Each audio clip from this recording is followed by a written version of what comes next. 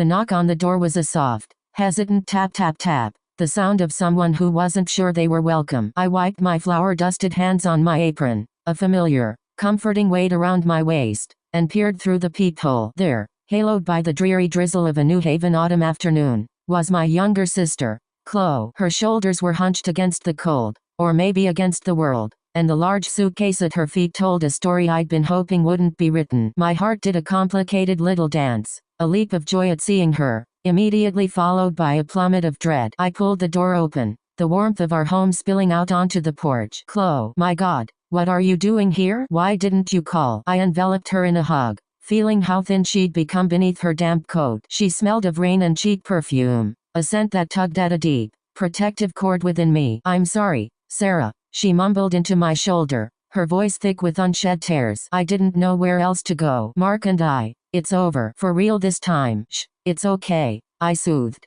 pulling her inside and shutting the door on the gloomy day. You're always welcome here. You know that. And she was. Despite everything, the chaos that seemed to follow her, the string of bad decisions with men who were carbon copies of our absentee father, Chloe was my baby sister. I was 12 when she was born, and I'd spent more time rocking her to sleep than our mother had. That instinct to shield her, to fix her problems, was as much a part of me as my own heartbeat. My husband, David, came out of his home office, his expression one of mild curiosity that sharpened into concern when he saw Chloe. David was the stable ground to my sister's shifting sands. A financial analyst, he was methodical, calm, and built a life with me that was a fortress of quiet routine and shared dreams. We were trying for a baby, a hope that glowed softly in the background of our days, making our home feel like it was waiting for its final, most important piece. Chloe, David said, his voice a warm baritone. This is a surprise. Everything okay? Her and Mark finally called it quits, I explained, answering for her as I always did. David's face softened with genuine sympathy. He came over,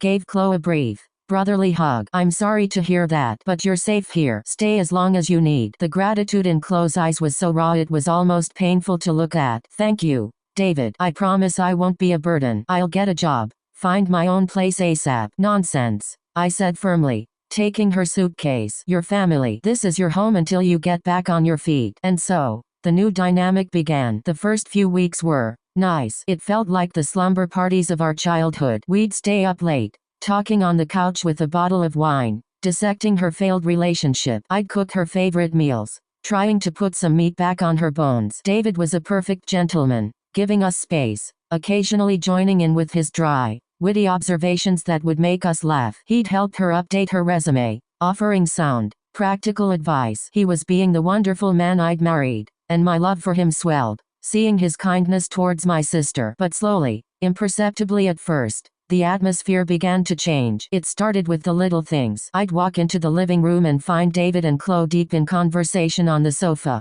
and they'd fall silent a beat too long. I'd catch Chloe laughing at one of his jokes with a little too much enthusiasm, her hand resting on his arm. I'd notice she'd started wearing her hair down the way David had once mentioned he liked on me. I told myself I was being paranoid, jealous, even. This was Chloe, my sister, and David, my David, the man who still held my hand when we watched TV, who brought me coffee in bed every Sunday, whose life was so seamlessly intertwined with mine that the idea of him being unfaithful was like imagining the sky turning green. But the seed of doubt, once planted, has a vicious way of taking root. The first real crack appeared on a Tuesday night. I'd had a brutal day at the elementary school where I taught third grade. Parent-teacher conferences had left me drained. I came home looking forward to a quiet dinner and an early night. As I pushed the door open, I heard the sound of jazz music drifting from the living room, the complex, melancholic kind that David loved and I tolerated. I found them not on separate chairs, but on the same love-a-seat. Chloe was sitting cross-legged, facing David, her body angled towards him in a posture of rapt attention. David was explaining the time signature of the song, his hands moving through the air. They were so absorbed in their own little world they didn't hear me come in. It's just so cool that you know all this, Chloe said, her voice dripping with a kind of awe I hadn't heard from her since she was a teenager. You're so smart, David. He shrugged, but a small, pleased smile played on his lips. A smile I realized I hadn't seen directed at me in weeks. It's just a hobby. I cleared my throat, and two heads snapped towards me. For a fraction of a second, I saw something flash in David's eyes, not guilt, but something like annoyance. It was gone so fast I convinced myself I'd imagined it. Sarah, you're home, Chloe said, unfolding her legs and springing up. We were just listening to music. I'll go start dinner. She hurried to the kitchen, leaving David and me in a suddenly thick silence. Tough day? He asked, getting up and turning the music down. The worst, I said, waiting for him to come over and hug me. He didn't. He just stood there, looking at me. You should have texted. We would have ordered something. It's fine, I said, the words feeling brittle. I'll go help Chloe. In the kitchen, Chloe was moving around with a newfound confidence, pulling pots and pans from cabinets as if she owned the place. David's been teaching me about music theory, she said brightly. It's fascinating. He's such a deep person. You know, there's so much more to him than just numbers and spreadsheets. I felt a cold knot tighten in my stomach. Yes, I said, my voice flat. I know. The incidents piled up, each one a small paper cut on the fabric of my reality. I'd find his sweatshirt, the soft gray one he never let me wear, draped over the back of Chloe's chair. I'd overhear her using his particular turns of phrase. They developed inside jokes, laughing at references that flew right over my head. When I tried to talk to David about it, he'd get defensive. Sarah, what is your problem? He asked one night after a particularly tense dinner where Chloe and he had discussed a documentary I hadn't seen. She's your sister. She's going through a hard time. I'm just trying to be a friend to her. Are you seriously accusing me of something? No, of course not. I backtracked, feeling foolish and small. It's just, you two seem so close lately. She lives in our house. Sarah, what am I supposed to do?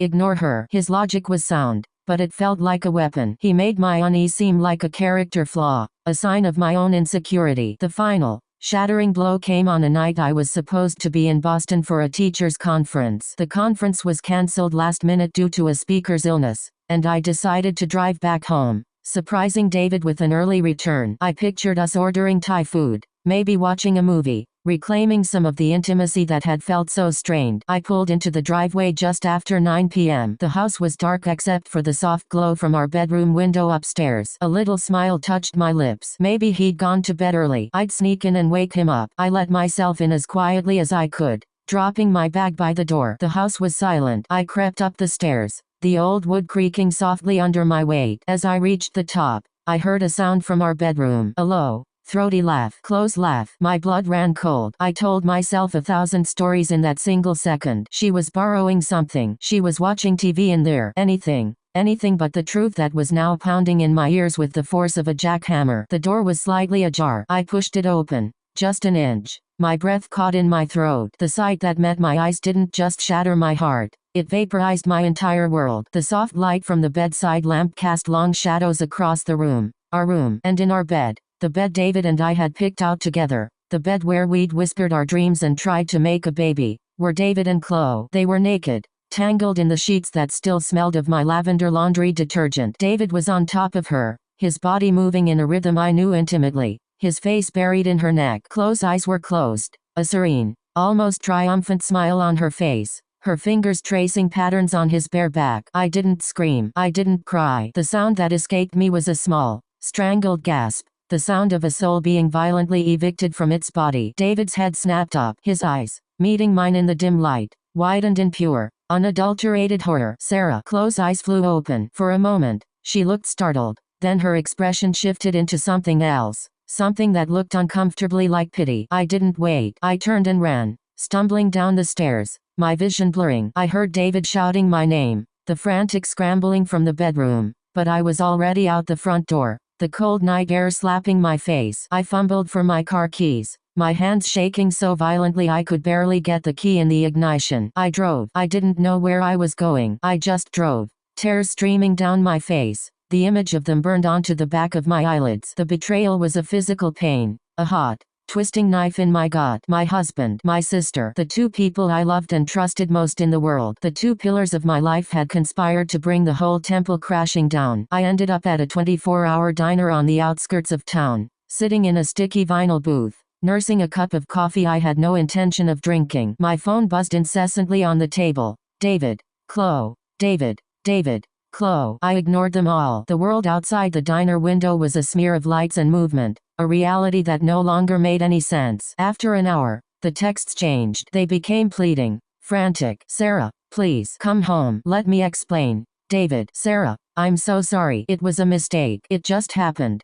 Chloe, a mistake? It just happened? Like a spilled glass of milk? This wasn't a mistake. It was 1,000 little choices. 1,000 betrayals leading up to the ultimate, catastrophic one. Finally, a text from David came through that made my blood run cold again. I'm at my mom's. Chloe is at a hotel. The house is empty. Please, just come home. We need to talk. He'd sent my sister to a hotel. He'd left our home. The finality of it, the admission of guilt in that action, broke the last of my numbness. A sob ripped from my throat. Harsh and ugly in the quiet diner. An elderly waitress shot me a look of sympathy and brought me a fresh cup of coffee without a word. I drove back to the empty house. It felt alien, haunted. The air was thick with the ghosts of their betrayal. I walked through the rooms, seeing everything with new, devastated eyes. The love seat, the kitchen, and finally, the bedroom. I stripped the bed, hauling the sheets and comforter down to the garbage cans outside, my body moving on autopilot. The smell of them, of their sin, was everywhere. David came over the next morning. He looked haggard,